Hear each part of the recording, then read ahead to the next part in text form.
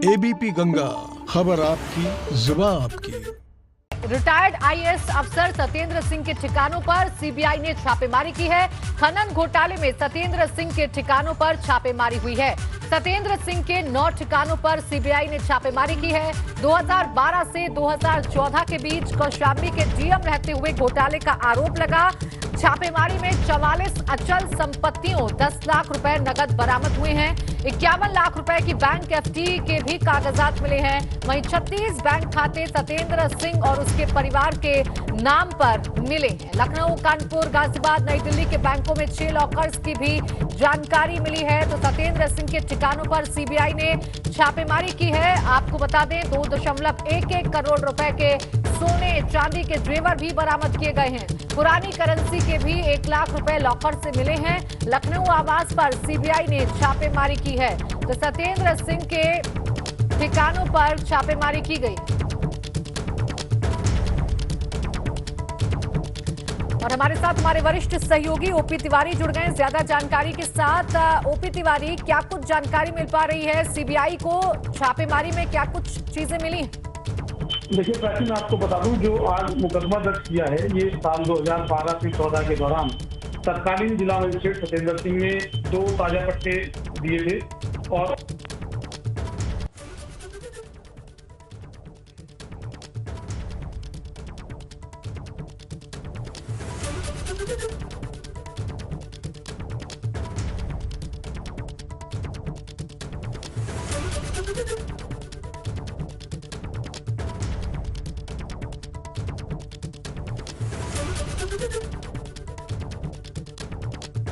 की जानकारी हुई है। 36 बैंक खाते सत्येंद्र सिंह और परिवार के नाम पाए गए हैं। एक बार फिर से हम रुक कर लेंगे ओपी तिवारी का, जो हमारे साथ जुड़ गए हमारे वरिष्ठ सहयोगी। ओपी तिवारी, आप जानकारी दे रहे थे कि क्या पूरा मामला है और किस तरीके से आज छापेमारी हुई है? जी प्राची, मैं आपको बता दूं, साल 2012 से 14 के दौरान जब सत्येंद्र सिंह वहां पर डीएम तैनात थे तो इन्होंने कुल आरोपियों को 9 नए पट्टे सौंपे थे और इसमें ई टेंडरिंग प्रक्रिया के जरिए भी पट्टे सौंपे गए थे। आरोप है जो पट्टे जिन लोगों को सौंपे गए उनके लिए तमाम नियम कानूनों को ताक पर रख दिया गया। इस मामले में ये भी आरोप लगते रहे हैं कि जिन जिला मजिस्ट्रेट ने ये पट्टे सौंपे उन्होंने अपने ऊपर के इशारे पर, यानी तत्कालीन सपा सरकार के कुछ वरिष्ठ लोगों के कहने पर ये पट्टे सौंपे थे। आज का जो मुकदमा दर्ज हुआ है उसमें सत्येंद्र सिंह के अलावा नेपाली निषाद, नर नारायण मिश्रा, रमाकांत द्विवेदी, हेमराज सिंह, राम प्रताप सिंह, ये तमाम लोग हैं जो कौशाम्बी के रहने वाले हैं और इन्हीं लोगों को ये पट्टे सौंपे गए थे। आज सीबीआई ने जो छापेमारी की है, इस छापेमारी के दौरान सीबीआई का दावा है कि अनेक महत्वपूर्ण दस्तावेज बरामद किए गए हैं। और प्राची, मैं आपको एक बात और बता दूं कि जो डिटेल आप बता रही थी वो छापेमारी के दौरान जो चल और अचल संपत्ति बरामद हुई है वो इन सभी आरोपियों के यहाँ से मिलाकर बरामद हुई है, ना कि अकेले सत्येंद्र सिंह के इलाके के यहाँ से। क्योंकि सीबीआई ने आज इन सभी के यहाँ छापेमारी की थी और इन छापेमारी के दौरान 44 अचल प्रॉपर्टियों के बैंक अकाउंट डिपॉजिट और कैश रिकवरी हुई है। और इस दौरान 9 आरोपियों समेत इन सत्येंद्र सिंह की छापेमारी हुई थी और इस छापेमारी के दौरान जो अहम दस्तावेज बरामद हुए हैं उनकी जांच का काम जारी है। लेकिन एक बात स्पष्ट है प्राची कि इस छापेमारी से तत्कालीन सपा सरकार के कुछ बड़े लोग भी सीबीआई जांच के दायरे में आ सकते हैं। प्राची, बिल्कुल, शुक्रिया आपका तमाम जानकारी के लिए। तो देखिए, अभी भी और बड़े नाम सामने आ सकते हैं क्योंकि सपा सरकार के दौरान ये अधिकारी थे, डीएम थे और इसी दौरान ये जो घोटाला है वो हुआ था। सपा सरकार में खनन घोटाला हुआ था जिसके तहत आज सीबीआई ने छापेमारी की है।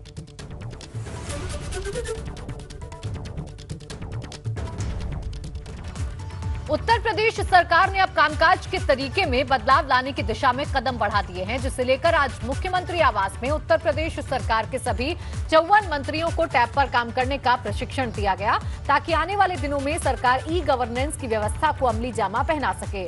सरकार की कोशिश है कि जल्द ही ज्यादातर विभागों में होने वाले कामकाज को पेपरलेस कर दिया जाएगा और मंत्रियों अधिकारियों को डिजिटल ऑफिस या ई ऑफिस के जरिए जोड़ दिया जाए। इन्हीं बातों को ध्यान में रखते हुए मुख्यमंत्री आवास में आज ई कैबिनेट ट्रेनिंग सेशन का आयोजन किया गया था, जिसके बाद डिप्टी सीएम दिनेश शर्मा ने कहा कि सरकार अब पेपरलेस कैबिनेट को बढ़ावा देगी और आने वाले वक्त में ज्यादातर विभाग पेपरलेस नजर आएंगे। वहीं अल्पसंख्यक कल्याण राज्य मंत्री मोहसिन रजा ने कहा कि मंत्रियों के बाद अब सरकार विधायकों को भी आईपैड देने की तैयारी की जा रही है।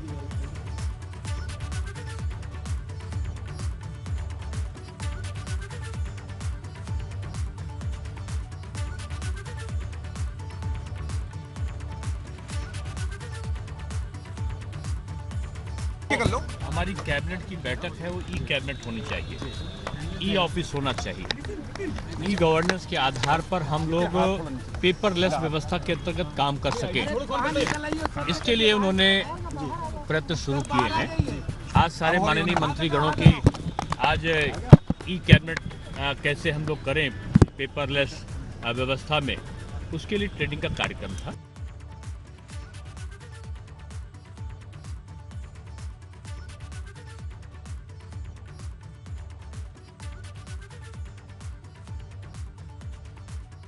उत्तर प्रदेश के मुख्यमंत्री योगी आदित्यनाथ की गिनती एक टेक्नो सेवी चीफ मिनिस्टर के रूप में होती है और अब उनकी कोशिश है कि सरकार के अन्य मंत्रियों को भी तकनीक से जोड़ा जाए। इसीलिए आज मुख्यमंत्री आवास पर एक ई कैबिनेट ट्रेनिंग सेशन को रखा गया था।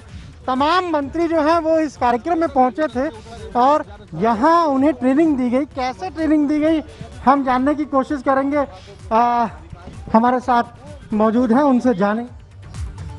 और इस वक्त बड़ी खबर आपको बता दें, केंद्रीय बजट देखते हुए सभी विभागों को अपने प्रस्ताव भारत सरकार को समय से भेजने के निर्देश दिए गए हैं। सीएम आवास पर हुई उच्च स्तरीय बैठक में निर्देश दिए गए हैं। केंद्र की विभिन्न योजनाओं का अधिक से अधिक लाभ लेने के लिए प्रभावी प्रयास करने के निर्देश दिए गए हैं। प्रत्येक मंडल में एक सैनिक स्कूल की स्थापना के लिए केंद्र सरकार को प्रस्ताव भेजने के निर्देश जारी किए गए हैं। शैलेश अरोड़ा मेरे सहयोगी जुड़ गए ज्यादा जानकारी के साथ। शैलेश, ये जो बैठक हुई है जिसमें प्रस्ताव भेजने की बात कही गई है केंद्र सरकार को आम बजट के लिए, क्या कुछ बड़ी बातें रही हैं? प्राची, देखिए, केंद्र का जो बजट आया है उसमें कई चीजों के लिए जो व्यवस्था की गई है उसके लिए योगी सरकार की मंशा है कि जो भी प्रावधान किया गया है उसमें उत्तर प्रदेश जो है वो ज्यादा से ज्यादा लाभ ले सके। सबसे बड़ा प्रदेश है, सबसे ज्यादा बजट की और फंड की जरूरत होती है उत्तर प्रदेश को।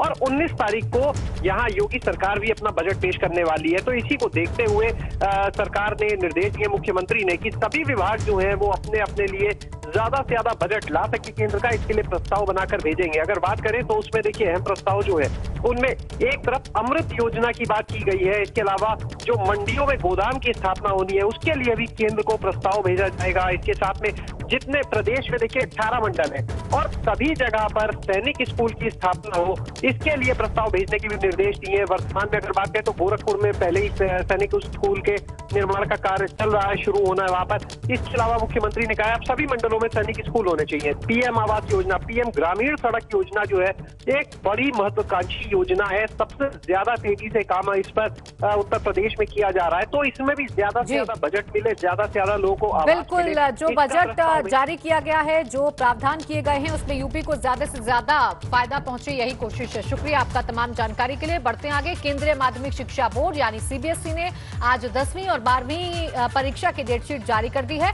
शिक्षा मंत्री रमेश पोखरियाल निशंक ने सीबीएसई 10वीं 12वीं की डेटशीट जारी की। परीक्षाएं 4 मई से शुरू होंगी। 10वीं कक्षा की परीक्षा 7 जून को खत्म हो जाएगी, जबकि 12वीं की परीक्षा का समापन 10 जून को होगा। इस बार 12वीं कक्षा की परीक्षाएं 2 शिफ्ट में होंगी। सुबह की शिफ्ट का एग्जाम 10:30 बजे से 1:30 बजे तक चलेगा और दोपहर की शिफ्ट का एग्जाम 2:30 बजे से 5:30 बजे तक चलेगा। आमतौर पर प्रायोगिक परीक्षाएं जनवरी में होती हैं और लिखित परीक्षाएं फरवरी में शुरू होती हैं और ये मार्च में खत्म हो जाती हैं। लेकिन इस बार कोविड-19 महामारी के मद्देनजर परीक्षा में देरी हुई है।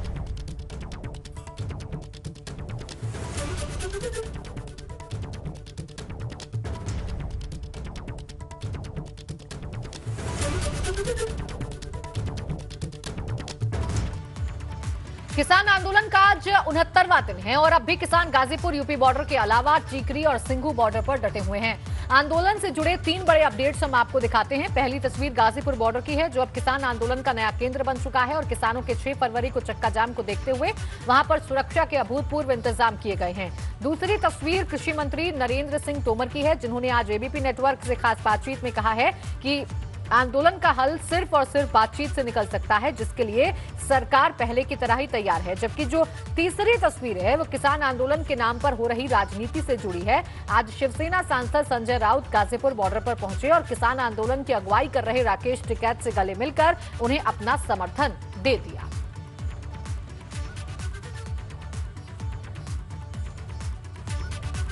वहीं किसान आंदोलन के मुद्दे पर एबीपी नेटवर्क से खास बातचीत में केंद्रीय कृषि मंत्री नरेंद्र सिंह तोमर ने एक बार फिर कहा है कि आंदोलन का हल बातचीत से ही निकल सकता है, जिसके लिए सरकार तैयार है।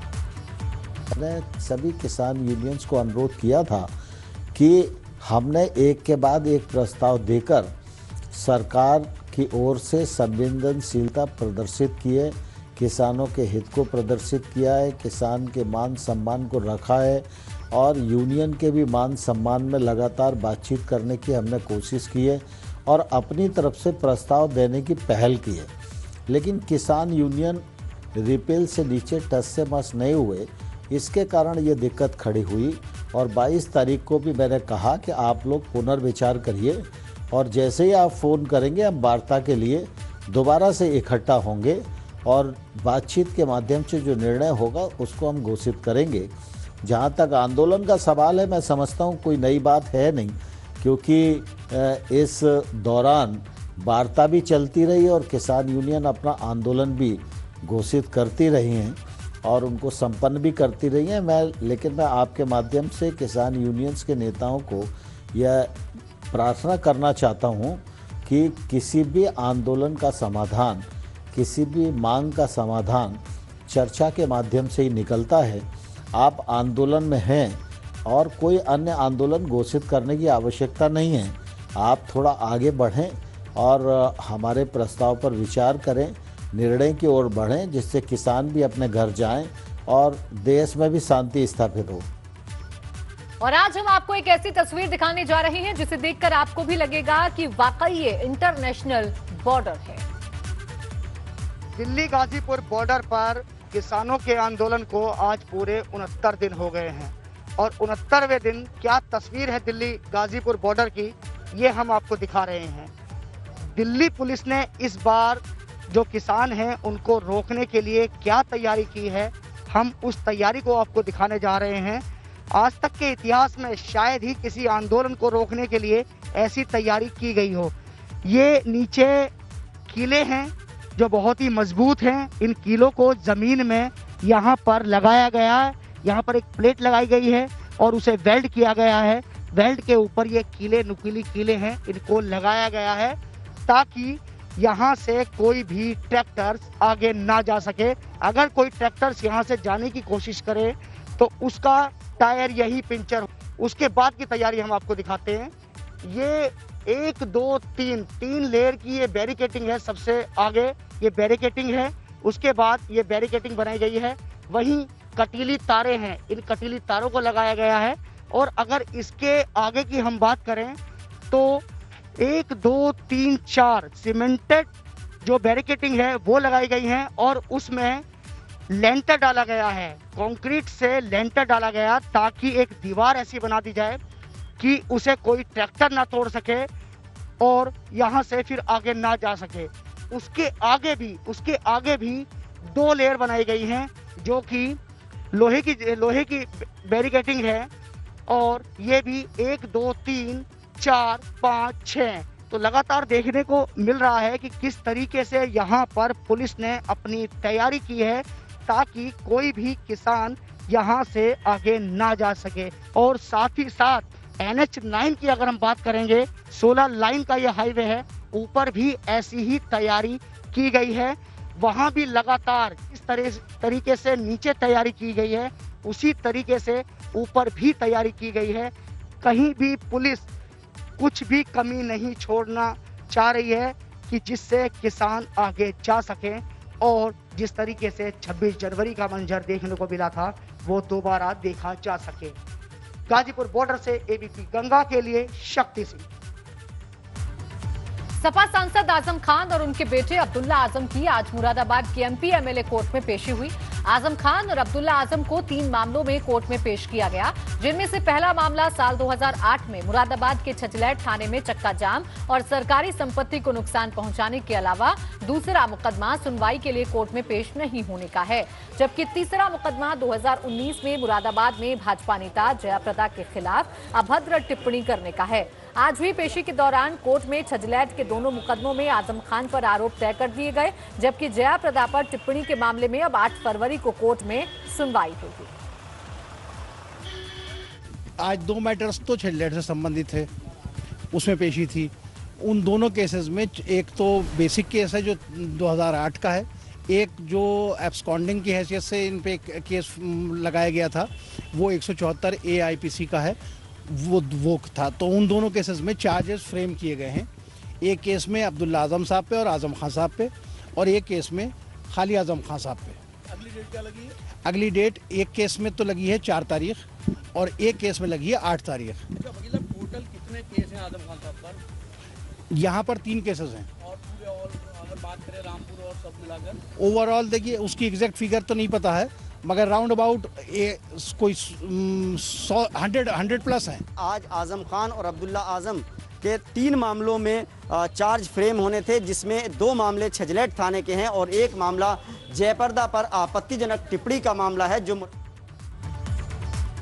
और इस वक्त बड़ी खबर आपको बता दें, IPS अरविंद सेन की पुलिस कस्टडी रिमांड मंजूर कर ली गई है। 24 घंटे की पुलिस कस्टडी रिमांड पर रहेंगे अरविंद सेन।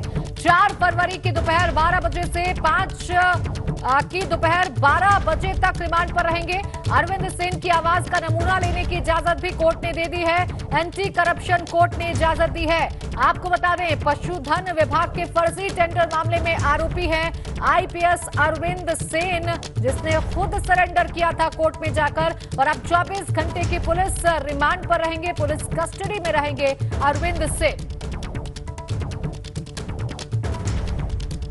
उत्तर प्रदेश में रविवार यानी 31 जनवरी को CTET की परीक्षा हुई थी, लेकिन ताजनगरी आगरा में इसका प्रश्न पत्र परीक्षा के 2 घंटे पहले ही लीक हो गया था। प्रश्न पत्र को WhatsApp पर शेयर किया गया था।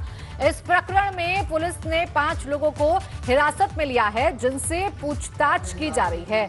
इस रैकेट का सरगना प्रयागराज जिले का बताया जा रहा है। पुलिस उसे भी पकड़ने के लिए दबिश दे रही है। बता दें कि आगरा में CTET परीक्षा 96 केंद्रों पर 2 पालियों में हुई थी। इसमें 50,000 अभ्यर्थियों ने हिस्सा लिया था। रविवार को ही परीक्षा के पेपर लीक होने का सुराग पुलिस के हाथ लगा था। कहा जा रहा है कि आगरा से पेपर विभिन्न जिलों में WhatsApp ग्रुप के जरिए अपने लोगों को साझा किया गया था।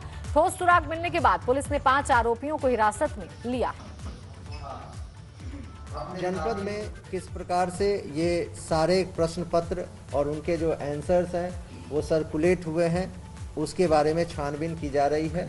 इन सभी 5 अभियुक्त से और विस्तृत जानकारी करने के उपरांत अन्य कहां किस किस ग्रुप में इसको सर्कुलेट किया गया है उसकी जानकारी की जा रही है।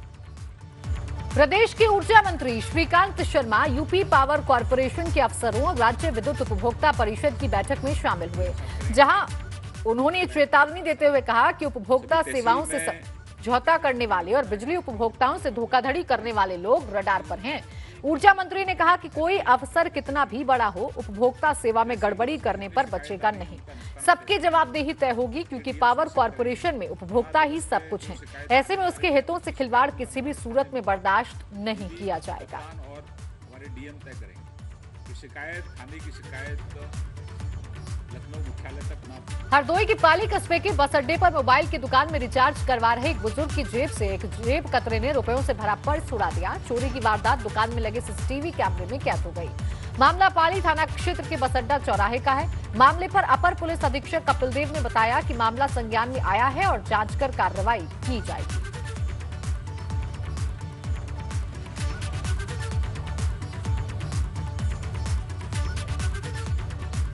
तस्वीरें हम आपको दिखा रहे हैं। चोरों ने रुपयों से भरा बैग किस तरीके से उड़ा लिया, वो आप तस्वीरें देखकर अंदाजा लगा सकते हैं। फिलहाल पुलिस का कहना है कि मामला संज्ञान में आ चुका है और अब आगे कार्रवाई की जाएगी।